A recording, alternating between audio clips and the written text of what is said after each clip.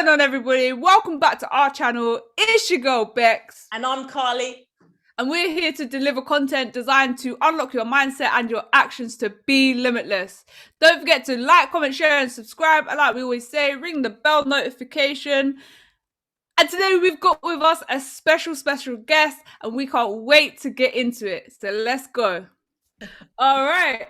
Okay, guys, so today we've got our amazing guest with us, Bella, and I'm going to do a little bit of a read because I don't want to miss out any of the points that I've got covered on her. So Bella is someone who has had an incredible journey over the past 5 to 10 years with some incredible highs and also some lows. She is someone of integrity. She's someone that is willing to give you the time for advice, and she's also got a great sense of judgment. She's a mumpreneur with a successful property development business, BellaCruiz Estates, and you can also find her on IG and other podcasts dropping gems to show you how to navigate life in spite of struggles like a flipping boss. Welcome, Bella, to our podcast. I hope you're well. It's an absolutely pleasure to have you on our show today. So without further ado, if you'd just like to go into some of the highs and lows of your career up to now. Wow, where do I start? Well, I just want to start by thanking you guys for inviting me on as well. Really a massive pleasure when you guys asked me. So as you guys know, my name is Bella. I'm 25 years old. Back when I was 18, or probably even before that, I got involved in trading from quite a young age.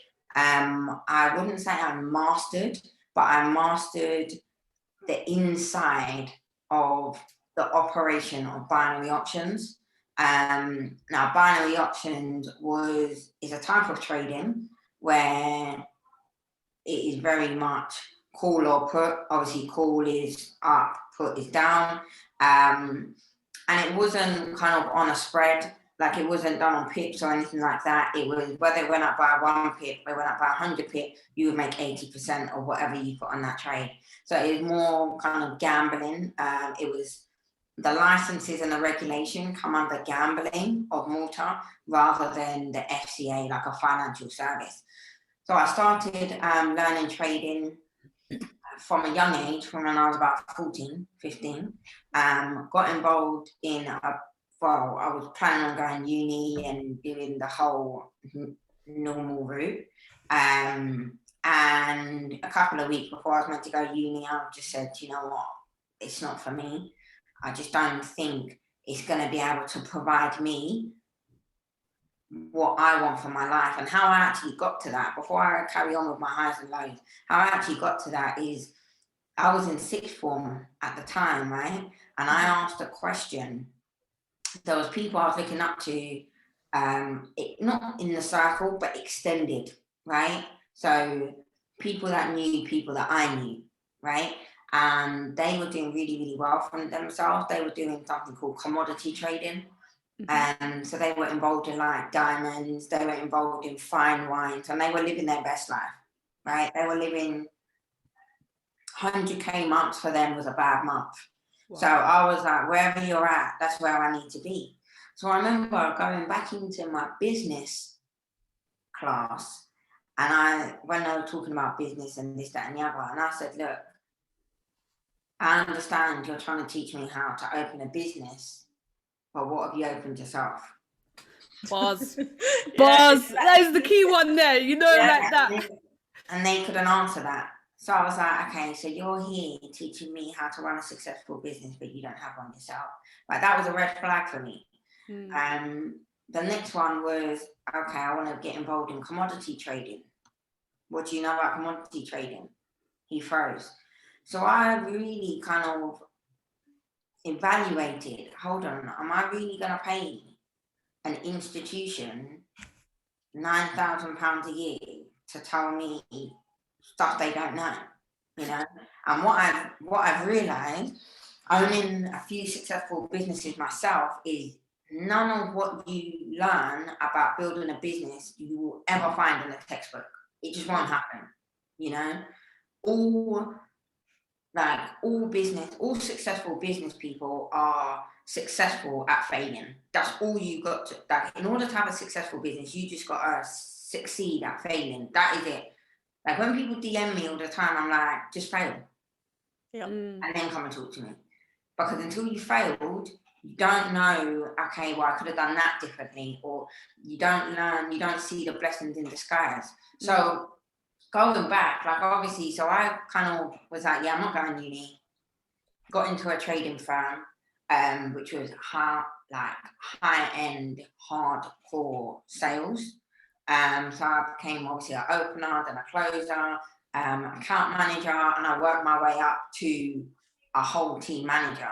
So at the age of 18, I was managing my own team. We were just killing the game, making stupid money. And that's when I got the taste of this life that I was looking for, right?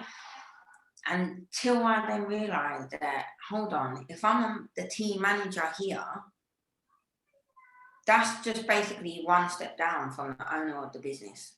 Which I'm managing. Like, if you can't influence people, you're never going to have a successful business. So I'm just going to do this myself. And I literally used 2 paychecks and just started up the whole business up in Canary Wharf. So that obviously that then led me to have bespoke capital. And yeah, became the youngest CEO in Canary Wharf ever. So I was up in Canary Wharf, rubbing shoulders with people like the vice president of Barclays, people up in Citibank, getting kind of information left, right, and centre. So I was able to make more money, which is why I'm, like I say to you sometimes, it's all about who you're surrounding yourself with. See, when you're surrounding yourself with a certain caliber of people, you're going to have access to certain things. And then just getting so lost in the sauce, I became less vigilant. I became more egotistical. I was raw and strong, you know. I stopped putting people to the test. And I'm a person where I test everyone. Even when they don't know they're being tested, I'm testing them. Yeah. So I stopped doing that. And then, just a quick question, what does that test look like to you? Like, so when you say that you're testing people, maybe you don't want to give that source away, but what are you looking at about? Anything. It can really be anything. It can be like, do you know what it is? I saw a quote the other day where my life is so private. If you know something, I know who's told you.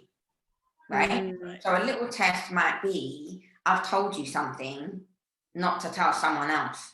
Not the fact that I'm bitching about that person or anything, but just to see, are you going to run and tell that person, right? But that person will already know that I've told you that thing. So it's not like, oh, why are you saying this about me? Like, I'll say, I'll bet that, listen, I told Carly not to tell you, but So when Carly goes, oh, bet, I know where that's come from. Do you know what I mean? But don't tell anyone I told you. Other things I've done where I've given people money, but I've given them like more than what I'm meant to be giving them. Yeah.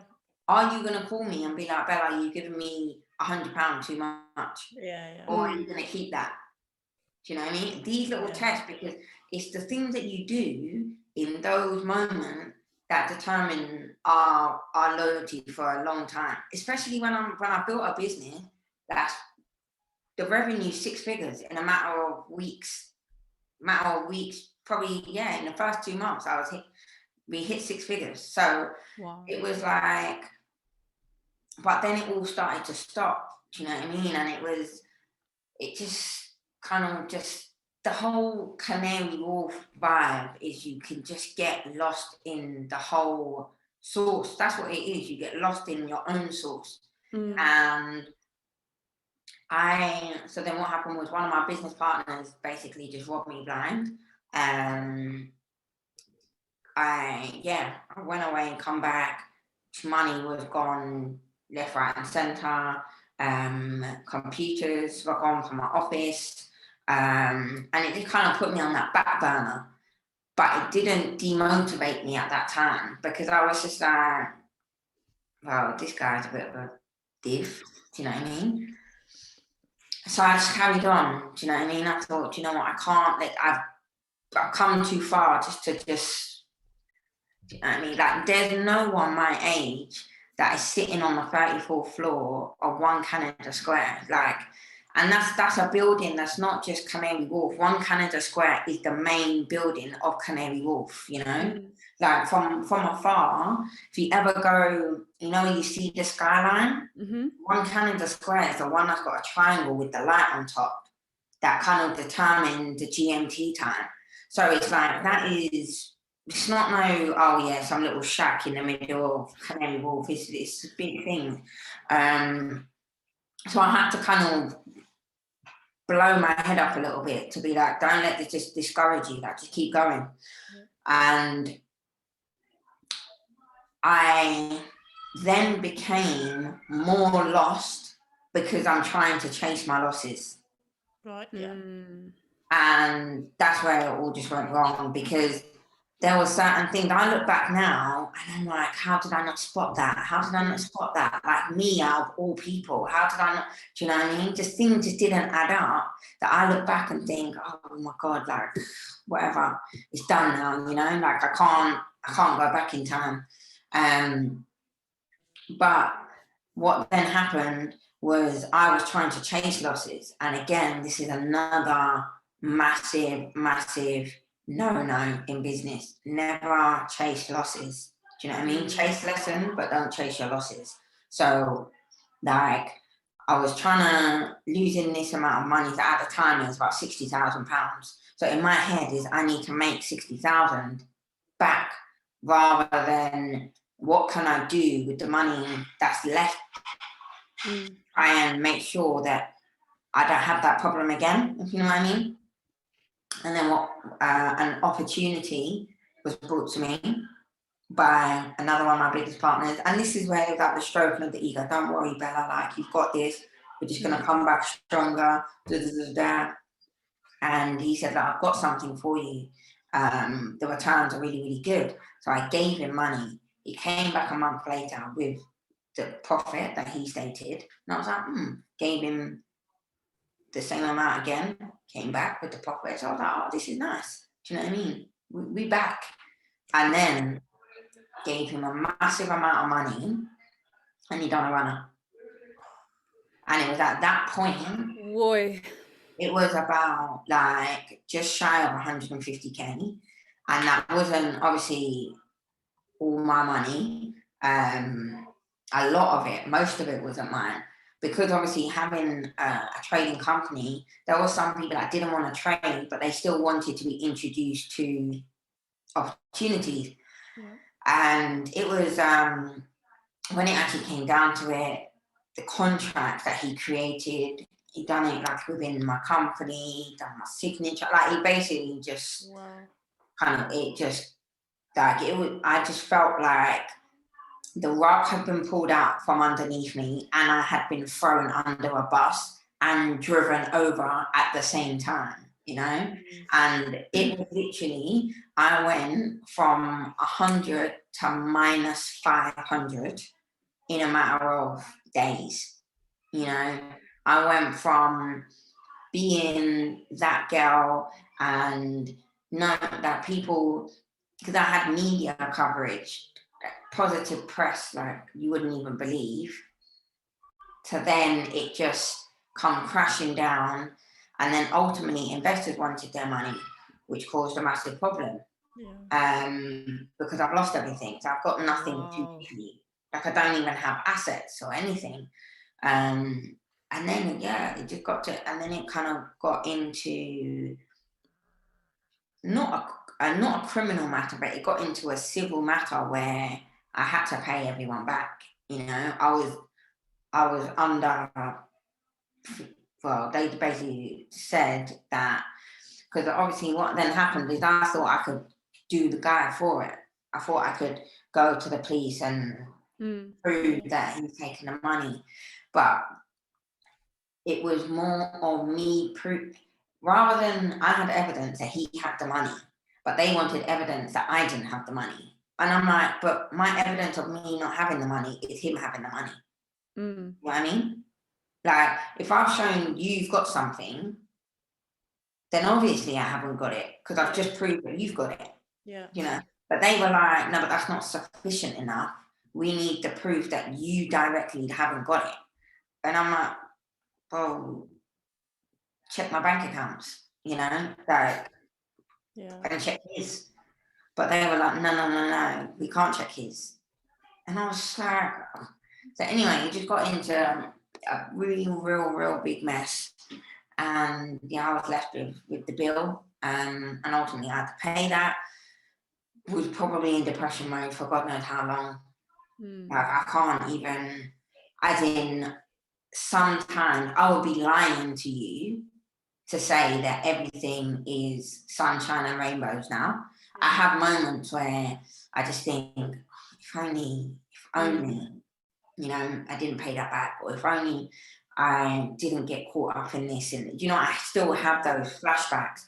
And as much as I'm kind of on my healing journey, you slip up sometimes, you know, that it's creating a habit. Sometimes you just slip up, you know, you just have those days where you just want to curl up in the corner and just cry your eyes out about sitting on a pity pot and just be like, right, no, just everyone just leave me alone, you know? Yeah. And you know what? The best thing is, I feel I've got to that point where I know I'm entitled to that. Yeah.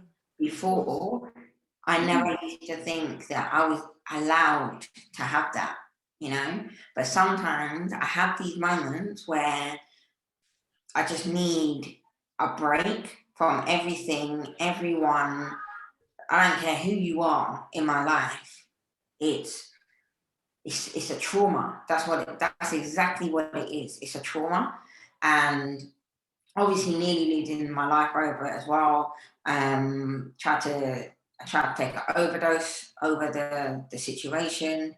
I don't like to use the word I wasn't successful, but it was more of a case of God had a bigger plan. Do you know what I mean? And I was given a second chance at the game of life.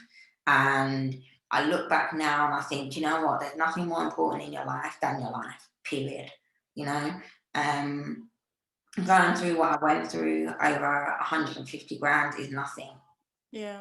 And I say that. So when you got to that low moment, and like you say, sometimes, you know, you come out of it and you might fall back into it. What do you do in those moments? And is there someone or something that you've turned to or helped you get out of that? I'm still trying to put my finger on that. And it's taken all these years, you know. But one thing I do feel is probably my meditation ritual. So I tend to wake up, and personally, I think gratitude is a type of attitude, right? So, and it has to be your everyday attitude. So when I do my gratitude list, I do my intention list, I do my affirmations, I then go to do whatever self-care I need to do for that day. And you know what? It might be a bath by myself. Yeah. It might be a full-blown head, neck, shoulder massage or whatever. It just depends, you know. Sometimes it might be I need to be away from my house for a few days. Not to say I'll actually cruise in there, like she comes with me, but it just depends, you know. Sometimes it depends how low I am. I might just need love around me, whether that's from friends, whether that's from family, like whatever, whether that's just me and Cruz, you know. Sometimes I get a lot of my strength from my daughter, massively, because everything I do now is just a massive, like, I'm just so grateful, because had what have happened before actually followed through, I wouldn't be where I'm at now. You know, I wouldn't be sitting here having this podcast with you. I wouldn't have the opportunity to build my development company. You know, like, I wouldn't have a beautiful daughter. Like, there's just so many. And I wake up in the morning and I'm like, you know what? you've actually got to be grateful that you're living a life of abundance. Forget the finances. And don't get me wrong, like, there's nothing that gets me down more than finances. Mm. And the reason why that is because that is all I've ever been chasing in my life. Yeah. Until I became a mum. And when I created BellaCruiz Estates, I realized I was pursuing purpose. Yeah. You know? Absolutely. But when you've been pursuing money from a young age, you're forever just gonna, the Queen's head just keeps running. Yeah. They're gonna keep printing, you know? You can't, the notes that I had growing up mean nothing now. Yeah. You know, because they printed new notes, you know? Inflation, I can't get a Freddo for what they used to back in the day. That is You the know, measure, isn't like it? like it's the little things that sometimes I have to sit back and really just congratulate myself on how far I've come. But it's not easy. Like I'm telling you, like I have days where I'm on like a downward spiral, but I just get quicker at nipping it in the bud. Yeah. Yeah. Do you know what I mean? Yeah. Like when people tell me, oh no, I went on this magical journey and I found the stars and Don't kill me. do you know what I mean? And I just don't have a negative day. You're lying. You're actually lying. And the thing is I go on social media and that will annoy me. I could get up one day, go on my Instagram and be fuming for the whole day. And I'm a person where I'm selective with who I follow. So all the pages I follow isn't going to be like World Star Hip Hop or Black Lives Matter or any of that. Do you know what I mean? But it doesn't mean I don't believe in that stuff. Yeah. It just means my energy, I'm not ready to deal with that stuff, you know? For a long time, I felt like I was looking at social media relationships and trying to compare it with the relationships that I had. Yeah. Like in terms of with my mom, with siblings, with my partner, with my daughter. But then I'm sitting there thinking, but this is all a facade. Exactly. You know what I mean? And I sometimes get frustrated because I'm like, why is no one posting realness? Exactly. And it just makes me want to cancel my Instagram and just delete it. But at the same time, it's like, no, because that is, it's like a message for you to keep showing your real message. Yeah, absolutely. So that's what I mean, it's hard. So to answer your question, I don't have an actual go-to apart from I do really feel everything written down. So another thing I mentioned on my live on last week is writing to myself. I've been starting to journal. Yeah. And even, I don't know about you guys, but when you start to dislike something, you can start to build a resentment around certain things. Absolutely. And I feel like with envy, anger, resentment, like they all come as a package. You can't have anger towards something and not have a resentment. It just naturally comes. That's just how we are as people. We're humans, right?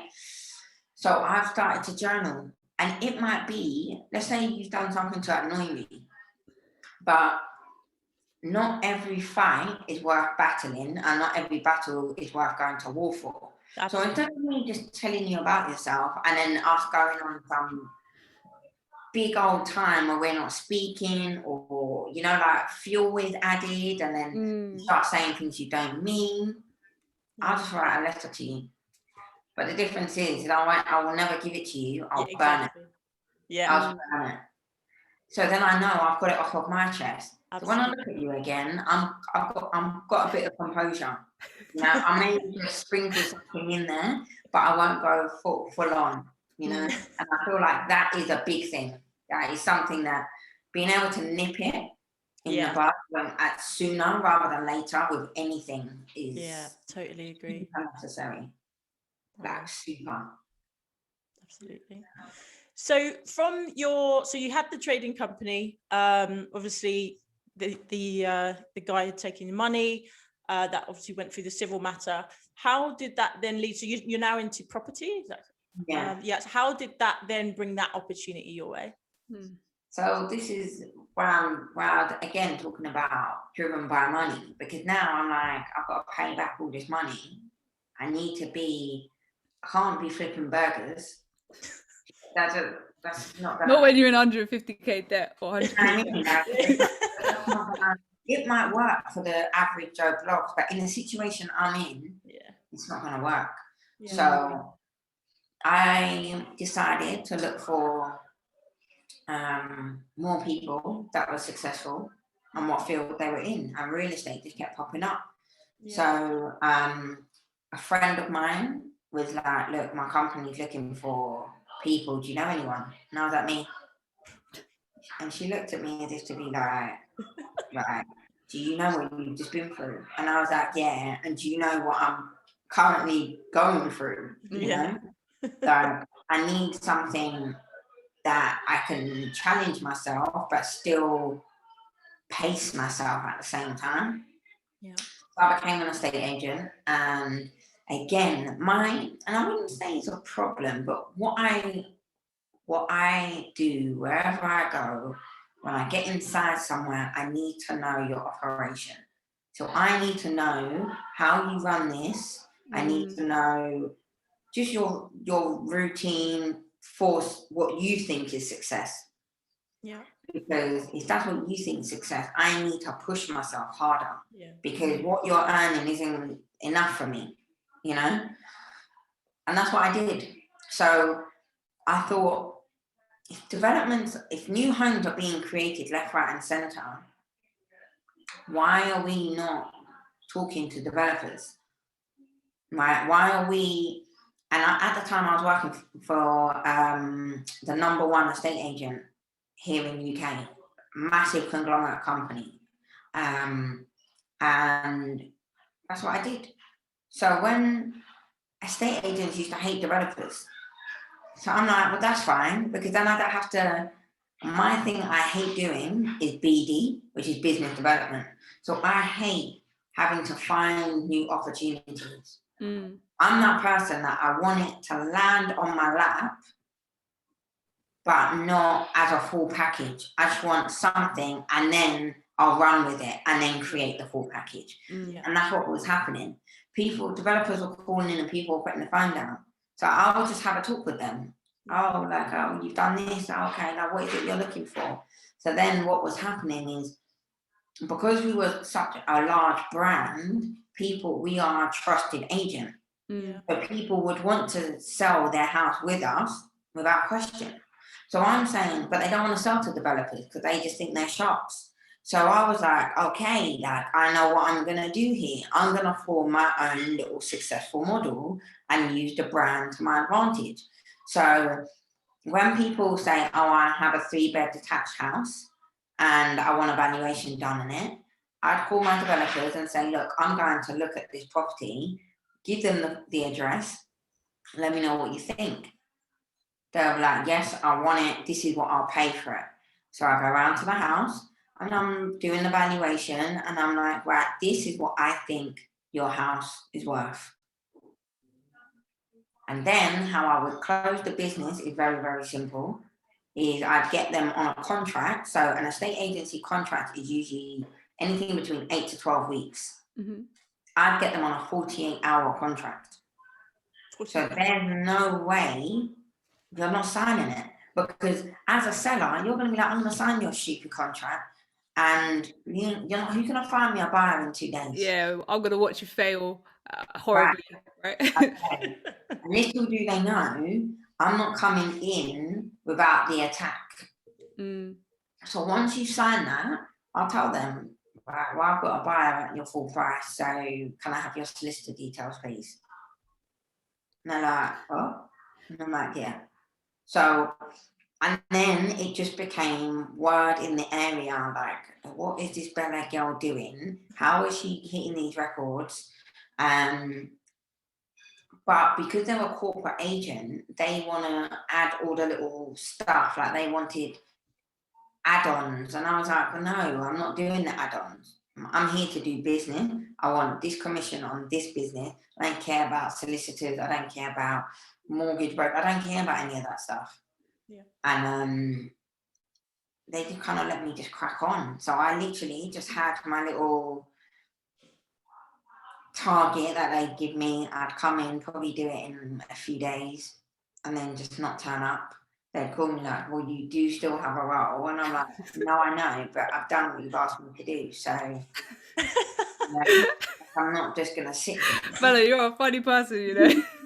But it's true, you know. So then it just became, again, you fall into the trap of, well, why am I sitting at a desk? Because I'm not going to make you more money than what you want me to make you. Because it's not mine.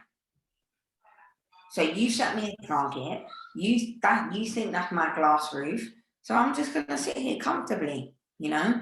I don't need to, weather the storm, because I've got my little shelter that you created. So let's go, you know. And on the rest of the days, I'm going to be out networking and doing I've done multi-level marketing on the side just to build, for no reason apart from to build my personal development, because I still had to actively work on it. Yeah. You know, but by going to the training in multi-level marketing, it kept me accountable. Yeah. You know, because one topic that I knew that was happening every week is mindset. Yeah. So whilst it may be hard to sit and read a book, I knew every Thursday I've got mindset training. Yeah. So it just expanded a little bit more. And then obviously I then started doing the mindset trainings, and then I started doing my own trainings and started traveling from city to city and country to country. So it then just kind of just went like that. I do have a bit of a question here. Is quite a pattern that you seem to pick up quite quickly what you can take from, or what you can leverage from whoever you're bumping into, whatever business you go and work for, and whatever like group you're around. Where did that come from? Like, how are you able to spot those opportunities yet again, to be fair? Do you know what? I genuinely don't know. Sorry, I think my daughter's coming back in. No worries. What are you doing? She's run away from my sister and just come back in. I'm gonna go and sit with me then. All right, you do the podcast with me then. I'm happy, yes.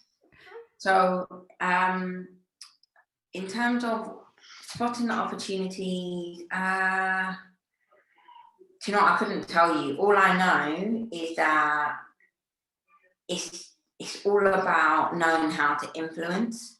It's all about knowing how to. There's a book called How to Win Friends and Influence People, and that book. There's times where you'll read a book and be like, "Oh my gosh, who wrote a book about me?" You will have that moment, and that was me. I was like, I didn't know this was a thing. I thought it was just me, you know. So when it got to me spotting those kind of patterns, my thing is, do you know what it is? I'll tell you what it is. I just go into businesses and I just think you're not doing what you could be doing. And 9 times out of 10, that's just laziness.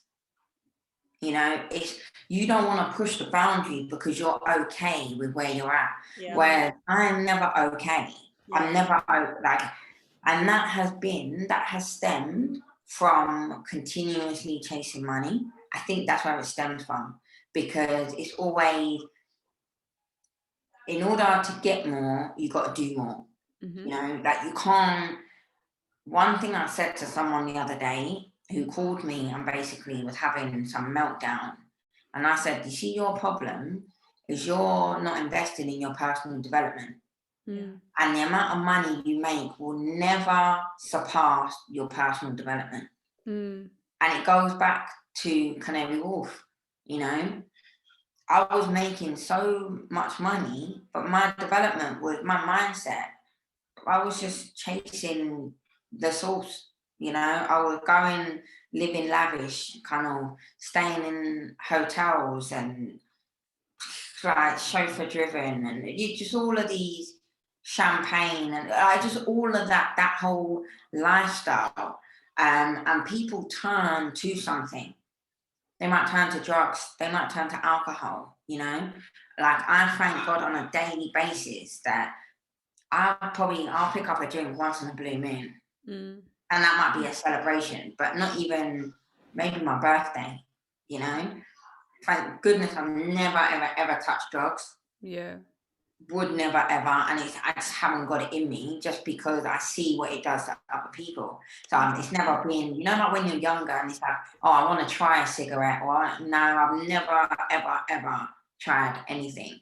So I find that people that can divert that way, when you know, like the going gets tough, they divert. Do you know what? Let me just have a quick drink, but obviously the drink then thing, or let me turn to this. I find that is where I stand out, because that's when I can find out what you're really about. What are you really trying to build here, you know? And that's kind of where people are vulnerable. Not to say that I take advantage of people when they're vulnerable, but that's when they speak their most truth, you know? They say drunk words are sober thoughts. I think that's it's a saying. It's something I don't know. Yeah. So when I used to go and like network, there's a reason why I used to go to like Moorgate, Bishopsgate, like all these places where they just come from the city. Friday night, they're just going out for Friday drinks, and you're gonna network. You're just gonna talk, and they're gonna let it out. Why? Because they're in that space. So when you start like learning things from people, you're just like, you're a bunch of people that aren't really any better than me, but because I don't do what you do, that gives me an advantage. So what I need to do is create what you have, but I know I can do it better because I never had that diversion. I'm just straight. Yeah. Do you know what I mean? So, 100%. But at the same time, I do find that can be a bit of can be hard, because it's never sometimes get that break. Sometimes people don't break until they break down. And that was happening to me for a long time, repetitively. And it was a bit like insanity. Like I'm there preaching that you deserve a break, you deserve this, self-care, all of these. I'm telling you guys, this is what you need in order to be successful, but I'm not doing it myself. Yeah. And just when I thought I was doing enough, even last week, I felt deflated. I felt not fulfilled. And I was just like, what is going on in my life? You know, like even with kind of what I'm building, there's still days where I'm just like, I still don't know. Whilst property is a passion of mine, within your passion, you can still have days of, I don't think I could do this. You know, like I just don't think I'm just cut out for this. So what keeps you going other than your daughter? Because just as like for across the board, right? Say for example, if you didn't have your daughter, what would keep you going? Is it purpose? Like, because, you know, obviously we're trying to build a business as well, be limitless. So, you know, and there's obviously hundreds of other people that are building businesses, right? So what would you say is key things to keep in your focus? It's very cliche when people say, oh, your why is your driving force. Because the reality is my why before was my mum. And or like my family, I should say. But sometimes your why can be the reason as to why you're not achieving things. And there's something I want to say to you guys, that sometimes it's the thing that you feel you cannot live without that's stopping you from breaking through, that's stopping you from reaching where you want to go, you know? Like, it could be that relationship, it could be that partnership, it could be whatever. Sometimes you think, I need this in my life, I'm not letting go. But you don't realize that's the thing that's actually holding you back. So that's why I really find this why business really frustrating, because it's like, well, on days that I don't like my why, then what? You know, I can't stand my mum today. Like, seriously, this is not the reason why I'm going to work. Like, Yeah, do you know what I mean? So I think it has to be a bit of purpose sprinkled on everything. So for example, like with your company, it's like, what are you really trying to fulfill? What are you like? Because when you actually listen to any successful podcast, or you listen to any successful people, or you read the 48 Laws of Power, whatever it is that you read, they don't stop. But it comes to a point where that's a robot life. You have to stop. You actually have to stop. Otherwise, you're just going to crash and burn. I've seen it happen, and it happened to me on a regular basis. I crash and burn multiple times. And I think it's about, what are you going to do next? Yeah. So when you've got your big house and you've got your everything that's on your vision board, what are you going to do? And I think that's what keeps me going, because there's so much more out in the world that hasn't been discovered, or there's so many people in the world that could utilize your help. Yeah. It might not be financially, it might be you go into a school in the middle of nowhere, and that person might be the next genius that's like the person that created the light bulb. Do you know what I mean? But another crazy idea that at one point we didn't know. Can you imagine sitting here now with no light bulb? Yeah. Like what? But who would have thought back then that is a stupidly amazing idea? Yeah. There's a light bulb, yeah? A light bulb. You create a light bulb. Oh, well done. Do you know what I mean? Anyway, everyone's riding their horses. Someone's made a car. Why am I using all that petrol when I can just ride a horse? Yeah. Who's riding horses now? I don't see no one riding a horse unless you're like the police or a traveller or whatever. Do you know what I mean? I don't see no one riding horses, you know? So I think that's what it is. For me, it's about fueling and being behind the scenes of so many great things. Yeah. I don't really want to be the face of anything. But I just want to be a part of many things that are great. Yeah. You know, like, I think that for me is what it is. And I think motherhood has taught me that, because you're never in front of your child. You're always behind them. Do you see what I mean? They fall, you're gonna catch them, you're gonna pick them up, dust them off, and like, let's go again. Yeah. And I think from recently, that's what made me kind of like sit there and think, what am I actually doing this for? Yeah. Like, the stress that gets brought on my plate, for what? This isn't worth it. Do you know what I mean? And I think it's so easy to be able to afford. Let me shut the door 1 second. Yeah, no worries. It's so easy to fall back into miniature depression mode when I've gone through what I've gone through, just because I'm like, oh, do you know, this is just so long. Do you know what I mean? I'd rather just sit here and be a bum. It's easier, I swear to God. It's easier, that's for sure. Do you understand? So it's easy to get up and grind, but it's easier not to. Yeah. You know? It's easy to write a gratitude list, but it's easier not to. Not to, exactly. Yeah. Right? And I think that's what it is. Everything is easy. Like, nothing is hard. You know, like, it's easy. If you go into an exam and it's hard, it's because you didn't revise enough for it. Yeah. But when you went to revise, it's easier not to. So you just didn't. You know? And that was kind of like how I was. But it's gonna be easy to do that, but I just don't want to do that. Yeah. I'd rather just deal with the consequences that come with it. You know?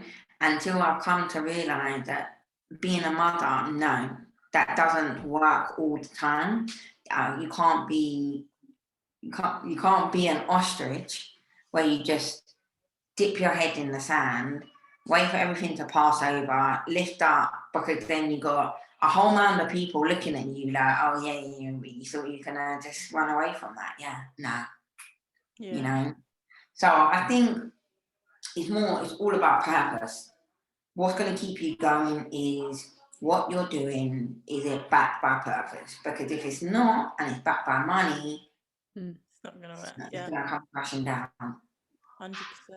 You know, like I feel like at this moment you could have, you know, like the Usher burn me just there, like crash and burn. But literally, that's how I felt. Where everything was just lighting, everything I was turning was not turning into gold; it was turning into fire.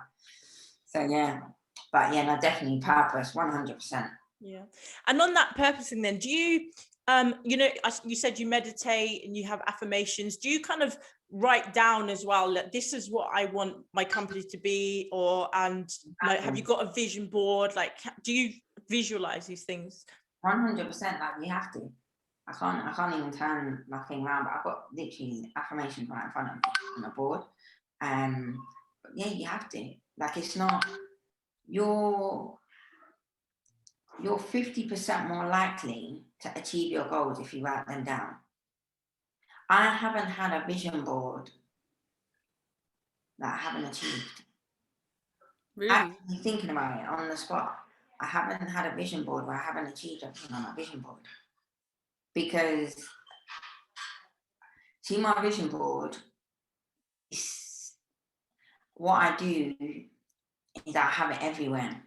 You have to become obsessed with your goals. If you're not obsessed, it's just not going to be good enough. You know, it's got to be, you know, like specific. Yeah. People tell me, oh, I want a Lamborghini. I'm like, what one, what year, what color? If you don't know that, you're not going to get it. Yeah. You know, find a dealership that has your car. Yeah. Go and sit in it if you have to. Yeah. And yeah, literally last year for me, at the beginning of the year, remember, we didn't know we were going into a pandemic at the beginning of last year. My visions last year was a certain amount made, and I had a specific amount that I wanted, right? I wanted to go to Dubai. I wanted a new car. I wanted to move house. And there was one other thing. What was the last thing? Something to do. Oh, I wanted 2 holidays. That's what it was. But one of them had to be Dubai. I hit every single one of them, and my 2 holidays were both in Dubai. Every single one by the beginning of December. And that was in a pandemic. So there's no excuses. You know, the pandemic, it's done. No, what it's done is made you lazy. For me, when the tough get, what is it? When the going tough, the tough get going. Yeah. Right. And that was for me, that was like when the pandemic happened and they said they're stopping this, they're doing this, you can't go nowhere. I couldn't go on site. I just couldn't do anything. Yeah. I was like, no way. Because I've got things I need to do. And there's no way a virus is going to stop that. Because people still get up and go in other parts of the world that have deadly viruses or deadly diseases, you know, knowing that they can go out and they can catch something and die in a matter of days. But they've got a purpose behind them. They've got their vision. They've got their goals. They've probably got their goals written down. And that is for me, like I had to have it written down. Yeah. I have to, you know, but like I said, I've become obsessed with it. So it might be on my phone. If I've got the vision board, I might just stick random things around my house, you know. I could, you know, like open a drawer and I'll see a sticker, like it has to be everywhere you turn. I know it sounds really weird, but on the back of my toilet door, I've got my vision board. When I'm on the toilet, I'm looking at my vision board. I've got nothing else to look at. Yeah. And sometimes when I feel down, I look at that vision board like, I don't know how I'm going to do this. Like, what do you want me to do? And it makes me want to just get up and just shred it or something. But it's like, no, that's what you set out to do. You got to get it. So, and you know what? For me, I'm a person where I don't believe in plan B. I don't believe that. I don't think there's ever a plan B. I just think there's an infinity amount of ways of doing planning. And I think that's a hard point, right? Like, for example, we've both got full-time jobs and we're trying to build Be Limitless. And even in multi-level marketing, right? You know, that was one of the things that they tell you to focus on your plan A and blah, whatever. But it's like, at what point do you take that risk to now turn your plan B, because that's usually what it is, your side hustle or whatever it may be, into your plan A, and you go all out on it? Whenever you feel ready. You're going to have that feeling where you wake up and you're going to have that light bulb moment. I can't tell you when that is. My light bulb moment was after I had Cruise. But that wasn't the first moment I had, because obviously I had my own businesses before. But I felt I had to go back to work because I had to pay the debt. And that was something that was not detrimental, but that beat my ego like there was no tomorrow. Because it was like, what? Me? No way. Like, I was just the youngest CEO, like, not too long ago. You want me to go and work? Are you having a laugh? But you have to humble yourself. You have to think, you know what? What's coming is far greater than what's gone. You know? And I had to keep telling myself, it's literally a condition of the mind. So when you condition your mind and you make it about you, your mind will tell you when you're ready. Because you'll get to this point where you're like, hold on a minute, these things just don't add up. But I'm also going to tell you that you've got to have a foundation, because a lack of money, a lack of finances, and a lack of backing, and what I mean by that is people think that's no money in the bank. No, I'm talking about resources.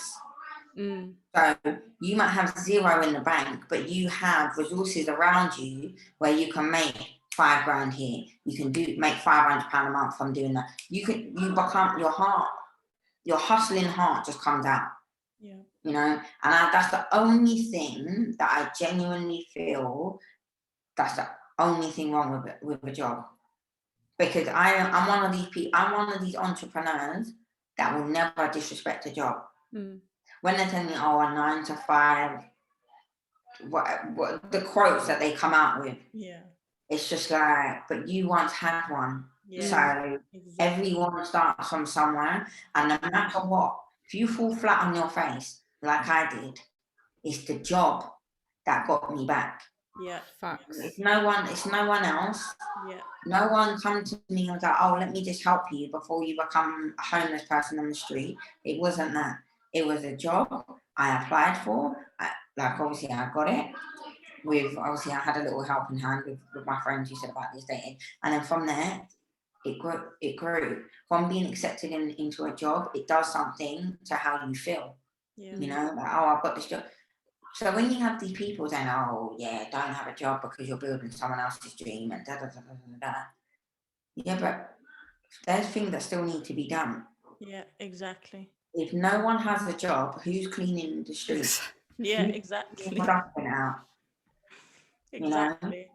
So I'm one of these entrepreneurs that I'm not against a job at all. But what I will say is it can be they expect, especially now, after coming out of the pandemic, there's going to be a lot of redundancies happening. There's going to be a lot of closures happening, and they're going to want from you more than what your salary is paying you, right? Absolutely. And there's nothing wrong with that. And that you can't blame your workplace for that. Exactly. Right? Because you either just suck it up and do it, knowing that you can still have a roof over your head and you can still put food on the table, but knowing it's going to get easier at some point. Yeah. You know, because I think companies now understand about the welfare of their staff. Facts. You know, that's a great point. You know, I tell you, they're reinvesting back into that. Yeah, absolutely. Especially in our company, like it is heavily I'm not too sure if it was like this before, but they're heavily investing in engagement and making sure that the welfare and, you know, loads of events that they're putting on for diversity and inclusion after all of the It wasn't like that before. As you know, I've been there for a long time, and it's got so much better. And but then, like you're saying, it's, you know, we're lucky to work for a company that's moved with the times and has invested that, because there's loads of companies that are still like, you do what I tell you to do, end of story. Like, I'm going to close down, because like I said at the beginning of this conversation, it's the team. It's your staff. That's like, you can't have a successful business. How can you have, if you walk into a restaurant and the customer service is bad, are you going to go back to that restaurant even if the food was amazing? No, you're not. No. Right? So if that customer service isn't dealt with, and why is that customer service bad? Because you aren't going out of your way to make sure the staff feel happy. They want to come to work and feel happy doing their job. You know, no one's going to go out of their way to be mean. There's you get a small, but they've got a few screws missing in their head, you know. But normal people, if you make them feel happy, they'll be happy, and they will give back what you're giving them.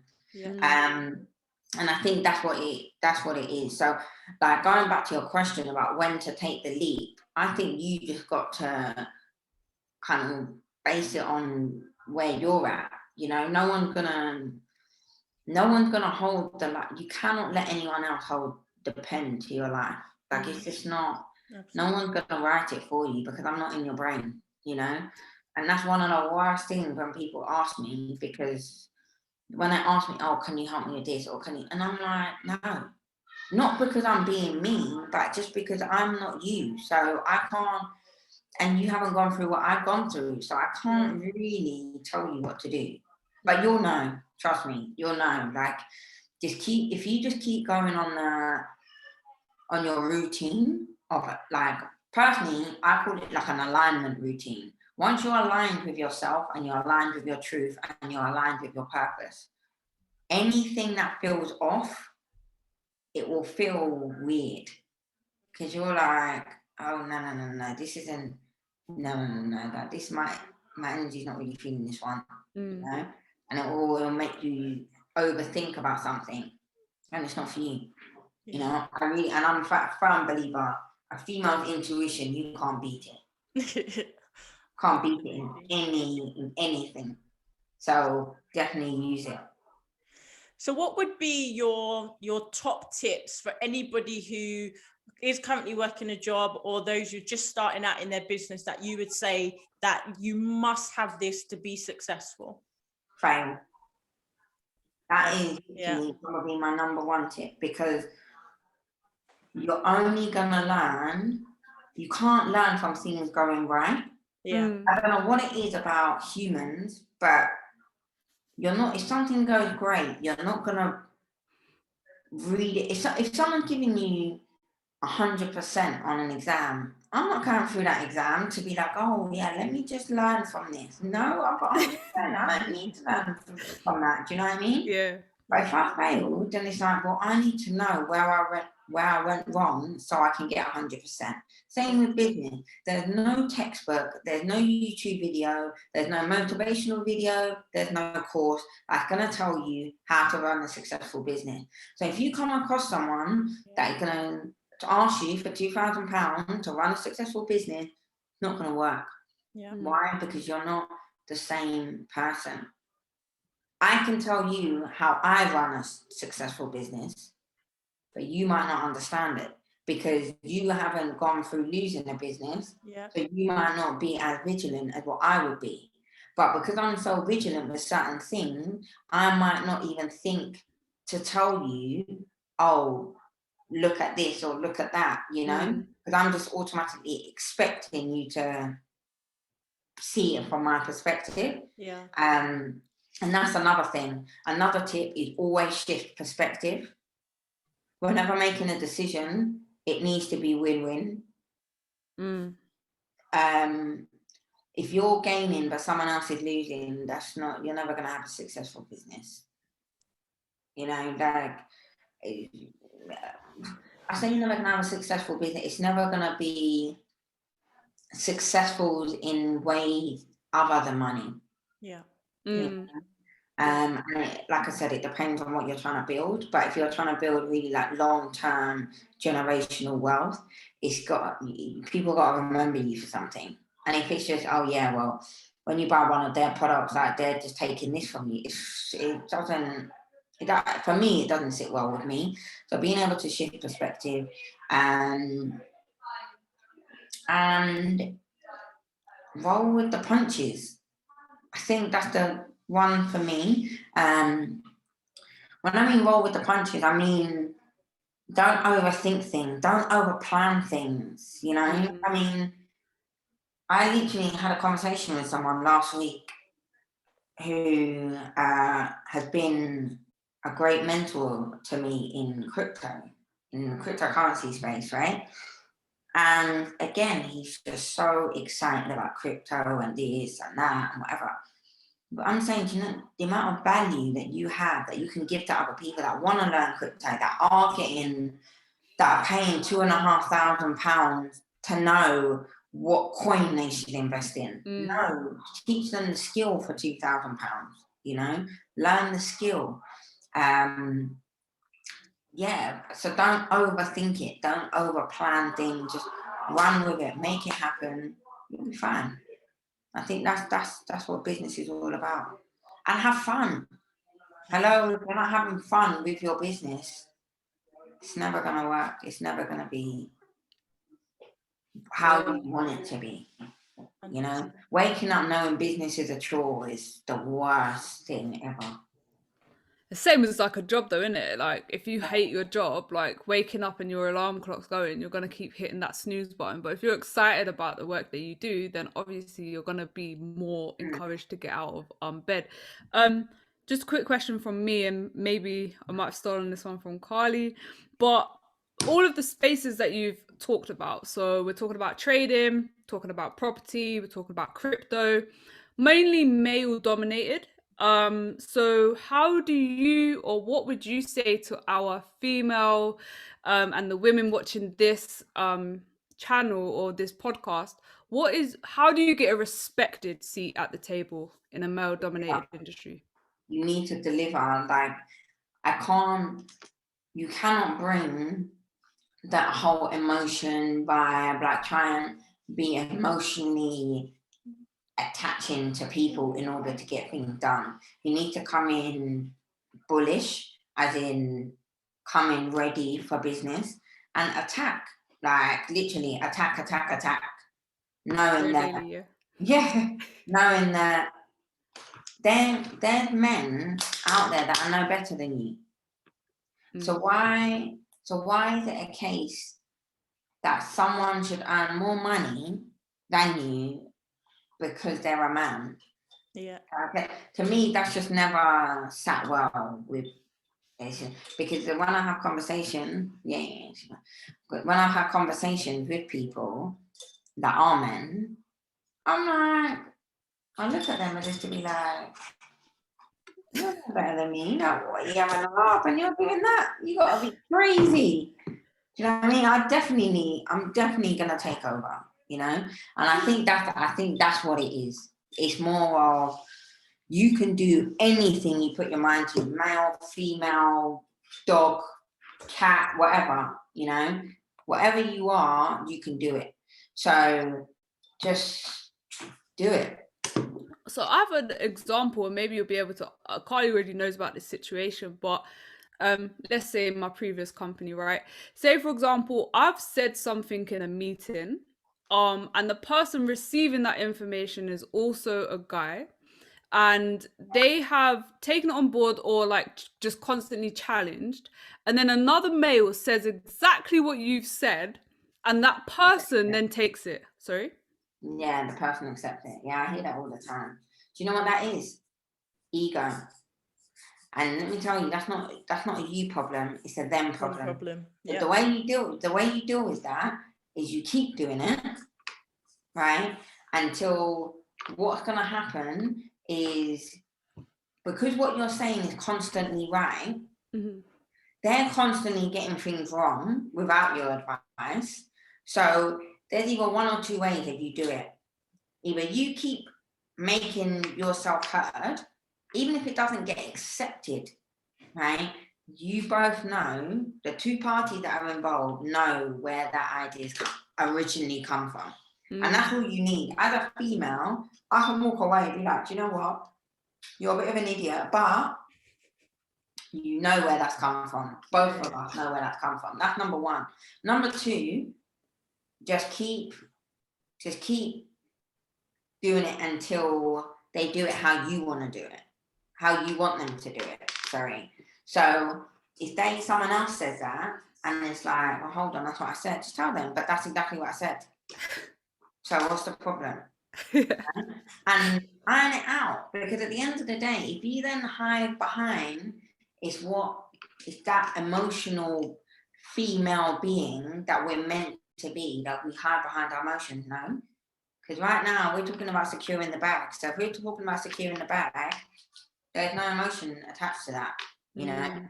And one thing for me, when I go into any deal, is I make it seem like food relies on it.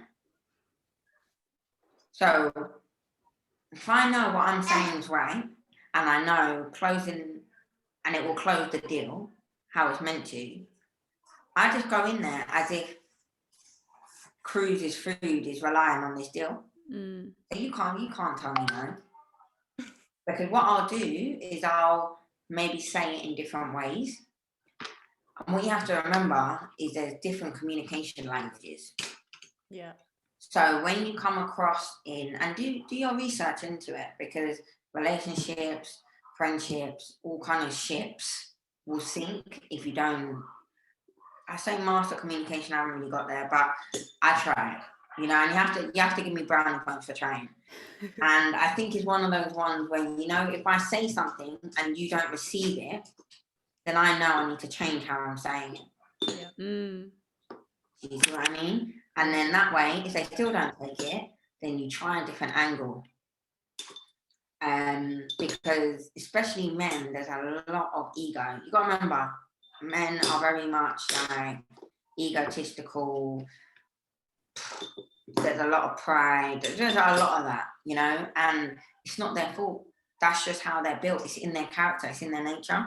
So whilst it's not okay, like you can't beat yourself down about it because of something that they're just born with, you know.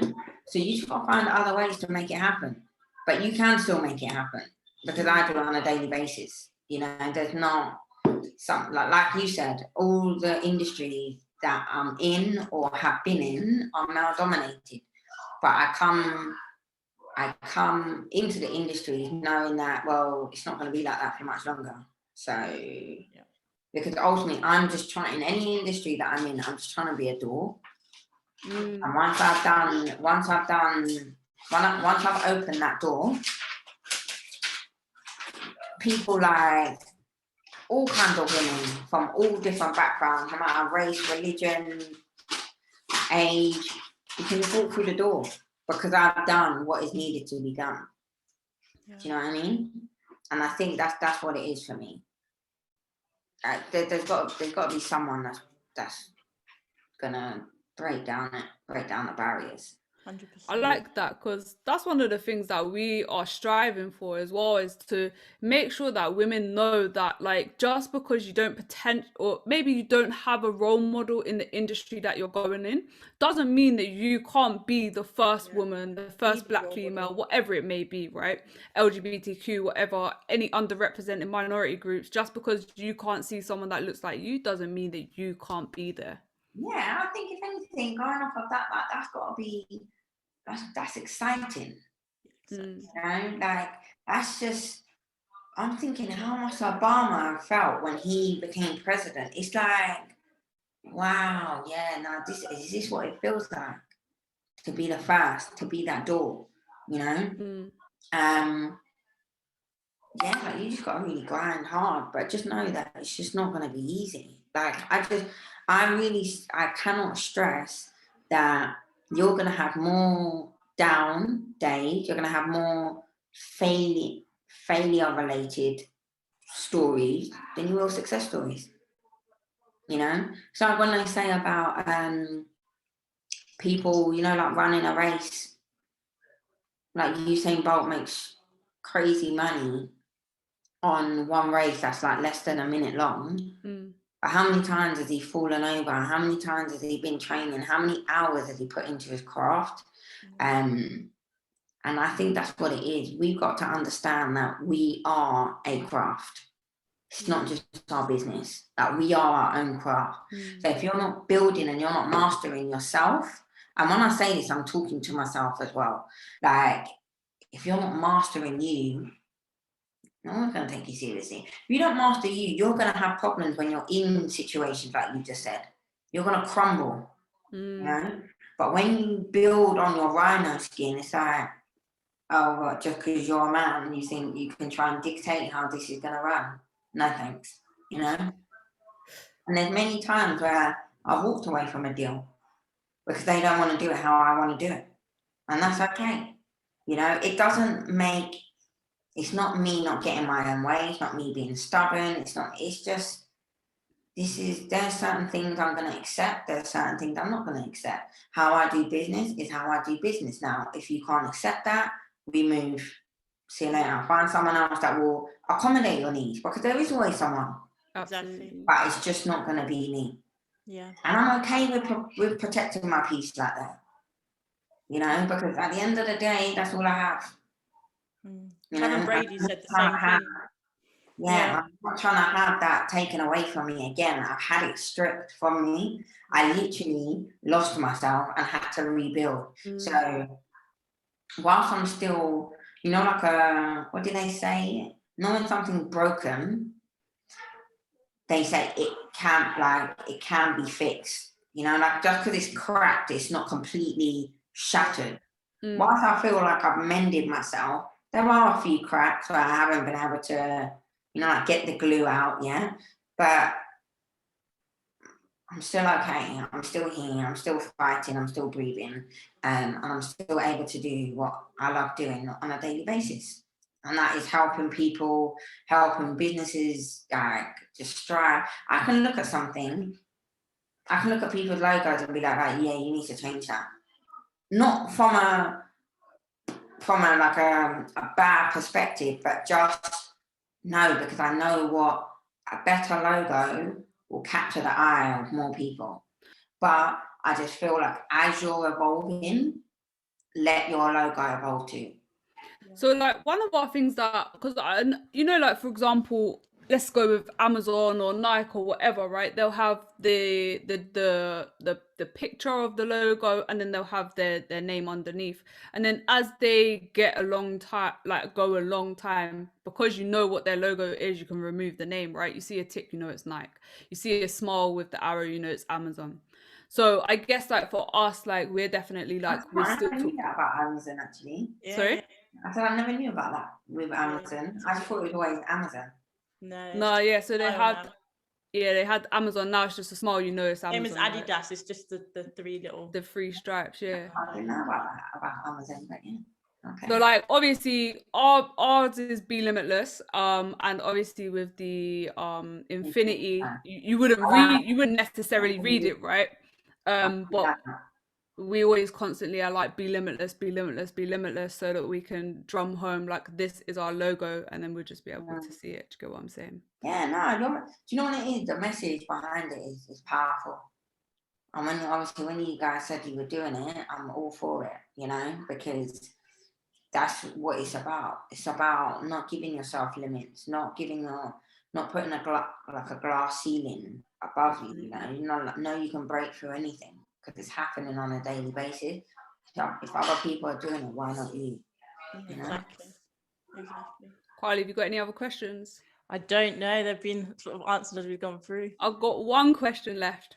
All right. So if you could step into our shoes, what's one question you would have asked yourself that we didn't ask you?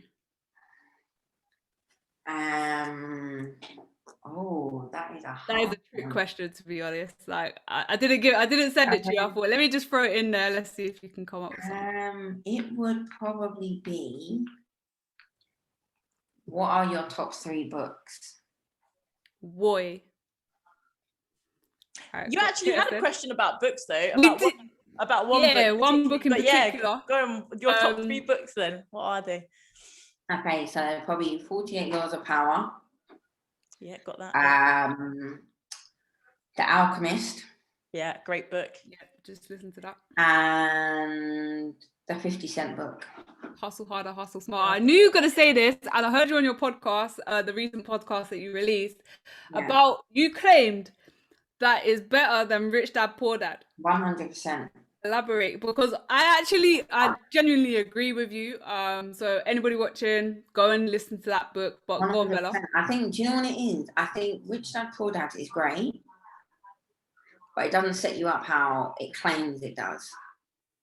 You know, the difference obviously between a rich dad and a poor dad. Yeah, no, I get that, but we're in a whole different era now. You know, and I think it is about hustle, hustle, hustle, attack. Like, I just can't forget about disinvestment and saving this and doing that. And just focus on one thing. That's another great book. One Thing. Yeah. Can't remember who it's by. The Monk Who Sold. I'm just going to list my books. The Monk Who Sold His Ferrari. That book. Oh my gosh! If you I've heard about that book, but I haven't read it yet. Is so amazing. It's very much like The Alchemist. And I think if anyone in business, you have to balance out your books, because books can work on you. And then, you know, like The Alchemist, the Monk Who Sold His Ferrari, The Power of Now, Secret, all of that work on you. Yeah. And then you're able to read a book. So what I try and do is a business book, then a self book. Business book, because then I can just kind of entwine them together. The Midas Touch. So the Midas Touch that's by Robert Kiyosaki and Donald Trump. They wrote a book together. Okay. Yeah, the Midas Touch, that's a wicked book. It's basically everything. Midas is a Greek god, that everything you touch turns to gold.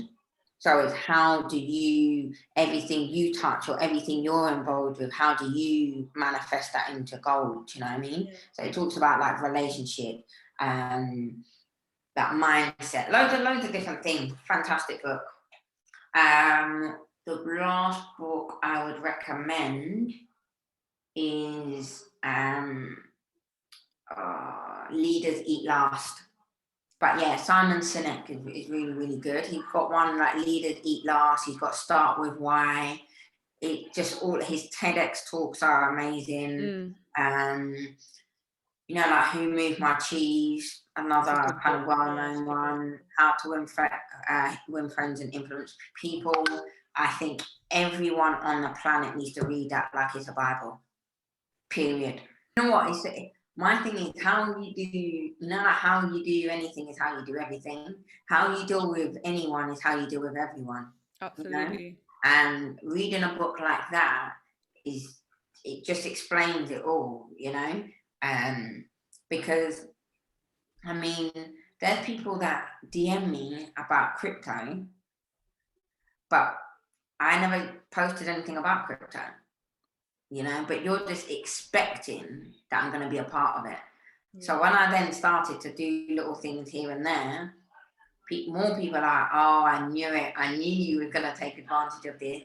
So it's just about understanding how are you going to influence people, you know, because people will just act on it before you even do anything, you know, before you even click, people are already running.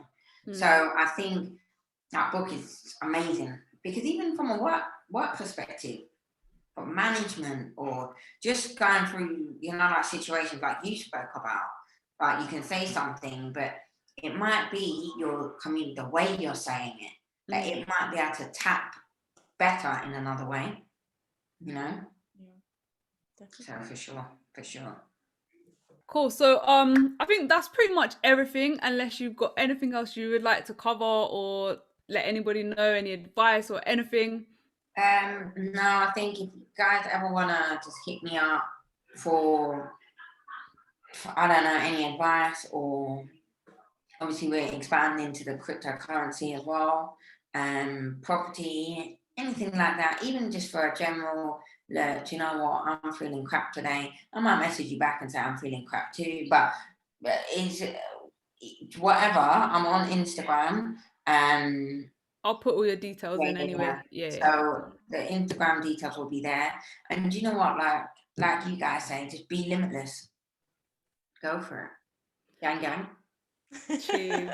And so guys, thank you so much for tuning into this week's episode. Don't forget to like, comment, share and subscribe, and we will see you on the next video.